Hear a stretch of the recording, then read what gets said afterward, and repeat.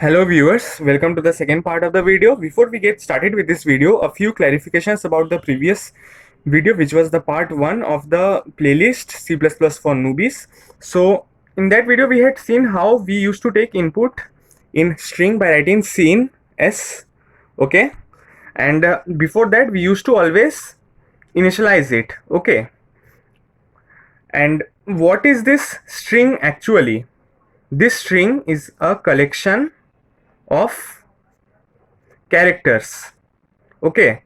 And what is a character? Even a character is a data type. What is a string? String is a data type. What is character? Character is a data type. And what is int? Even int is a data type. So from the beginner point of view, these data types are used to store some values, okay. In the previous video we had seen we take input in an integer and a string. So if we want to assign some value, we can even do that, like int a equals to 5 or string s equals to, within quotes, hello, double quotes for string, and for character, suppose character c is equals to, let's say, 5, then this will be single quotes. So each data type has its own uniqueness. So what is the uniqueness?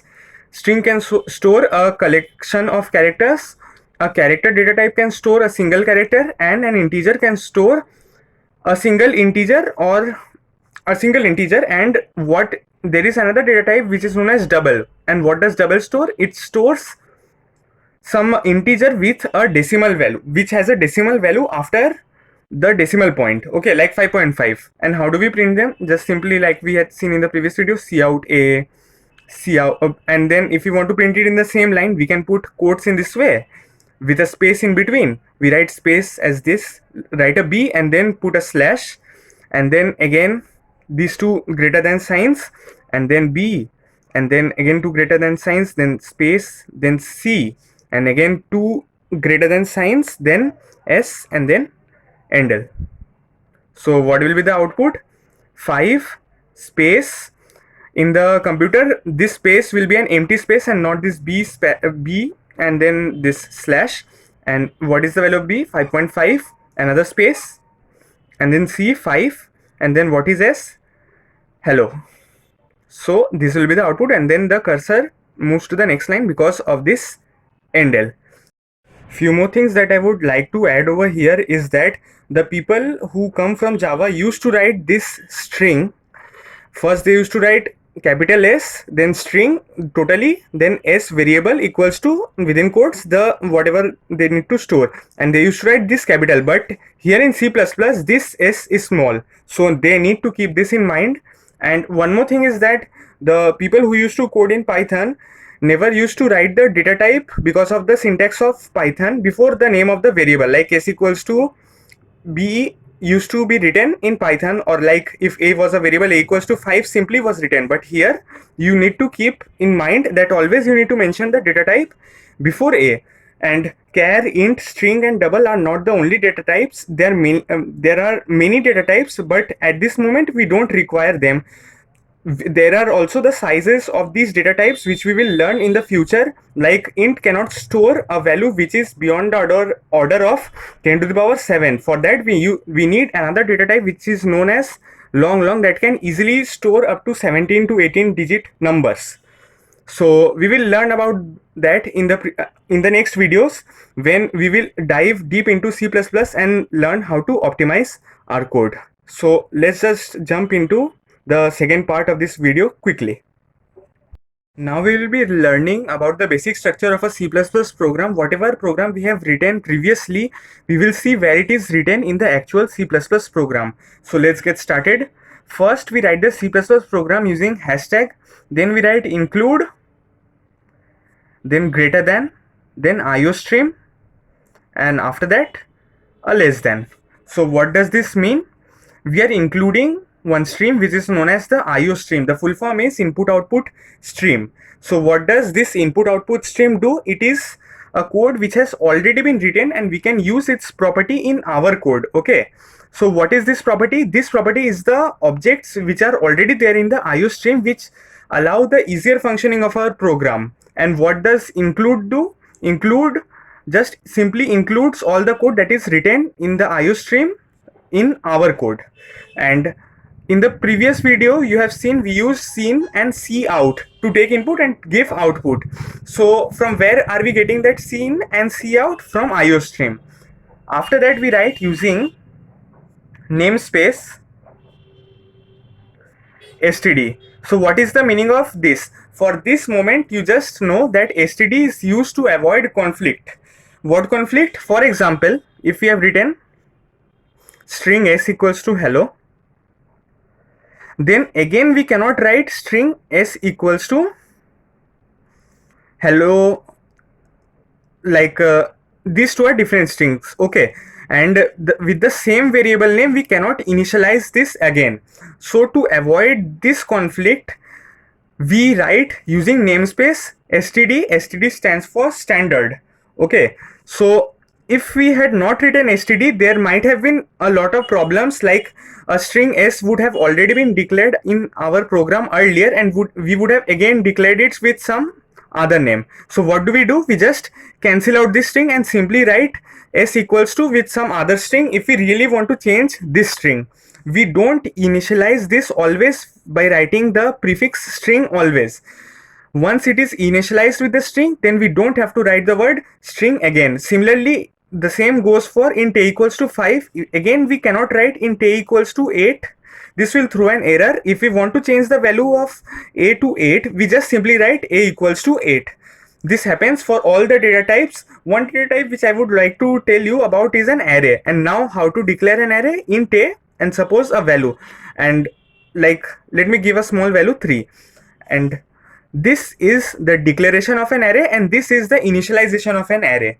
And what is an array? It is a data type which stores the same type of data types, like a same, like I'm showing with an example, like int a is 3. So there a data type is here, and there will be 3 blocks where we can store 3 integer values over here. And how do we get them? By this indexes. Like we always start with the 0 index in every programming language. So for example, I can give a0 equals to 5, then a1 equals to just random anything, and then a2 equals to 66. Okay, so what will happen is a0 will get the value 5, a1 will get the value 99, and a2 will get the value 66. So this is one another data type which is a very important data type which we will use in the future, but for now we can do our work with integer and string. So we have learned that these are the header of the C++ file. Now from where will the C++ file start functioning? So we will write a function. Now what are functions? Functions are something that reduce the code redundancy. Okay. And what do we mean by code redundancy? That means it makes the code cleaner and reduces the size of the code. For example, I can just write a function for a prime number, and then whenever I require it in the program, I can just call that function to check if a number is prime or not, and I don't have to write the function to calculate the prime number again and again. If I write it only once, that will be good enough. So from where does this function starts executing? Every programming language has a main function from where the program starts executing. Means whatever is written in this main function will always start. And if there are any other functions which are written over here, okay, for example, if I write void solve, this is how you declare a function. So solve is the name of the function, and functions are always written with these two type of brackets, and this is the return type. Why void? Void is just the return type. So if I write cout hello, and what is void doing actually? Void is just nothing. It is not returning anything to that function. We simply just call this function, and then our output will be hello. No semicolon over here, just simply hello. And if we were returning something, for example, to return, what do? We write return, suppose a, and what is a? Int a equals to 5. For that there would have been no void because we are returning an integer value. So what will be the return type over here? Then we would have written int. So for example, if there was double a equals to 5.5, then we would have returned a, and here we would have written double solve function, and then how we would have taken it over in this function. For example, if the return type is string, we will take the return value in t equals to solve, and then t would have got the value of a, which is 5. And similarly, if there was double, we would have written double t over here equals to solve, and t would have got the value 5.5 if double a was equals to 5.5, and here also if it was double. So this and this go hand in hand. So I hope I have made myself clear. In the similar way, if there was number to calculate if a number was odd or not, so I would have simply written if a function to calculate an odd number, and always just called that function from this main function and checked whether that number was odd or not. So we have been learning C++. So one question might have been coming to your mind, that why would have to we learn C++? There are so many languages. So when C++ was written, it was written to become an additional high level language to C. But in the future, like in the present today, we use C++ to do competitive programming. So there are many online judges like CodeChef, CodeForces, Topcoder, AdCoder, Spoj, A2HL, Ladders. There are tons of them where there are certain time limits. Like the program has to execute within, suppose, let's say 2 seconds. Okay. So whenever the program has to execute in 2 seconds, you write the program in C++. That is the fastest, one of the most fastest programming languages. If suppose, for example, we write a code. Okay, we write a code for prime number, and if this code takes, suppose, 1 second to run in C++, then the same code with the same logic of prime number will take, for example, in Java maybe 3 seconds or maybe 4 seconds, but this will be always slower than C++. And many people have Python as their favorite language because of the easier syntax, but Python is one of the most slowest languages. For example, if there is this time limit of 2 seconds, C++ program with the same logic will run in 1 second, but the Python program will run in 10 seconds. This is just an example, but Python is the most slowest language, and if your program doesn't run within 2 seconds on these online platforms, when you are giving contests on the platforms like CodeChef, CodeForces, then the program will be marked as error and you will not be awarded points for this time exceeded error. So what do? We choose such a language for competitive programming. For competitive programming, we choose such a language which runs very fast and is easier to execute. Another great thing about C++ is that it has the STL. You might have heard about STL. This is known as the Standard Template Library. So now what does this Standard Template Library do? For example, in your code, you have to, for some contest you are giving, there is a question where you have to perform the sorting function. Now there are different type of sorting methods.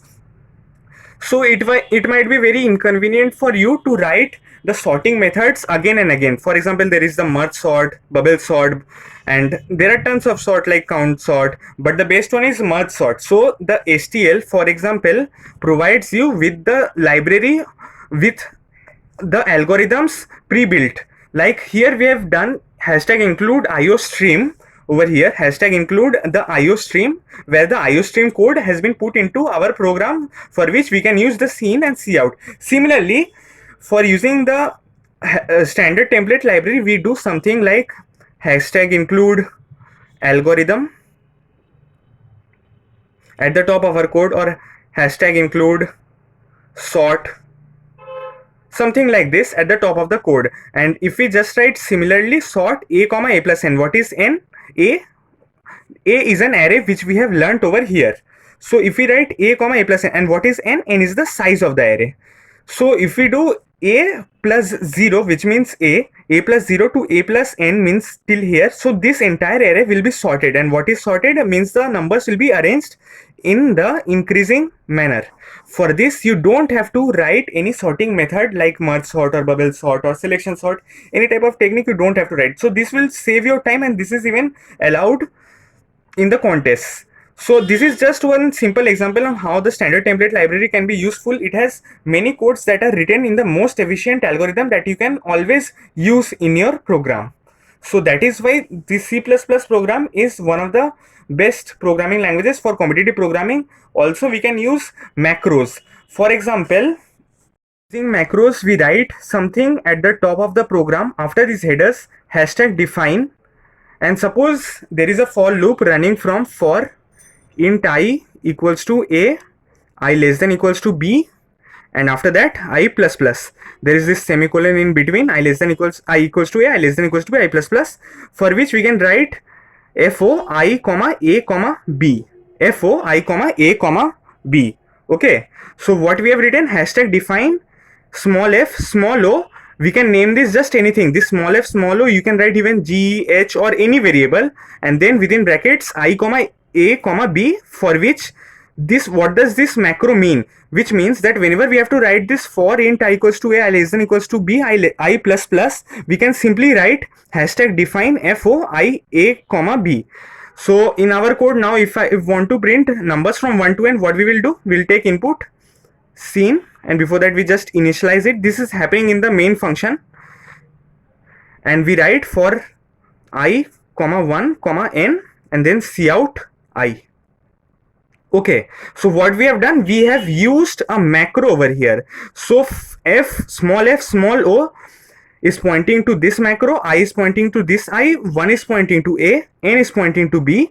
And what does this mean? This means that this is the for loop which is running from 1 to n. So this is the good thing about C++, that when we are coding on computer, we can make our program really fast by typing only fo I comma 1 comma n and then cout I. For then what will be the output? First it goes I equals to 1, so 1 is less than equals to n, suppose n is 5, 1 is less than equals to 5, which is true, so it goes inside and prints 1, and then I is incremented, then is incremented to 2 because of I plus plus, and then we check that 2 is less than equals to 5 or not, and 2 is printed. In similar way, 1 2 3 4 5 will be printed side by side because there is no endl. Okay, and in this is not the only good thing about C++. We can have predefined templates also, which we'll learn in future, which can make our code even more shorter. And this hashtag define macro was just one very good example on why you should use C++ for competitive programming. So this is a cleaner code in case the previous page was dirty. So here we can conclude our video, and in the next video we might be seeing how we can optimize our code even further in C++. Though even C++ is fast, we can even make our code faster by using some techniques and tricks. We will see that in the next video, and also we will learn about operators, continue, break, and we will also take up of some for loop questions in the next few videos. Thank you for watching this video.